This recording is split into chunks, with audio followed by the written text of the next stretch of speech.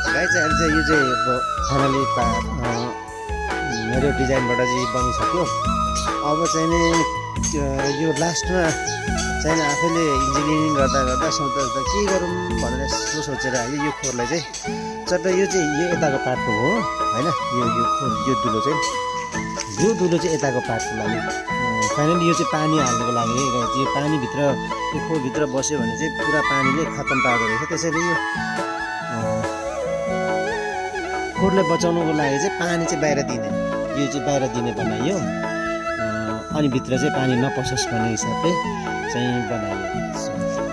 अब चाहिँ फाइनल भयो भन्ने हिसाबमा पुग्यो त यो चाहिँ ढोका चट्ट लाएर होइन। औजारहरू पनि सबै छ।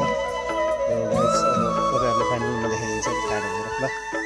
हो यही मेरो डिजाइनबाट बनेको यो आफैले बनाएको। अब के गर्नु, विदेशको कमाइले मात्र खासै होला जस्तो लागेन।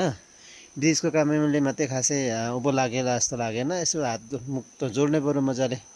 त्यही कारणले गर्दा यो खासै आश नलागेर अब योतिर यतातिर पनि हात लाउनु पऱ्यो भन्ने सोचिरहेको छु। अब यो अलिक ठुलै बनाउने योजनामा थियो। अब समय अलिकति कम भयो क्या मसँग।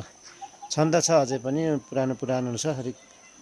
त्यसैले अब योबाट चाहिँ सुरु गर्नु पऱ्यो। यो सानो सिँचाइ भनौँ न के भनौँ, सानो बसी बिहालोबाट चाहिँ सुरु गर्ने सोच गरिरहेको छु। अब ल त गाइज, सो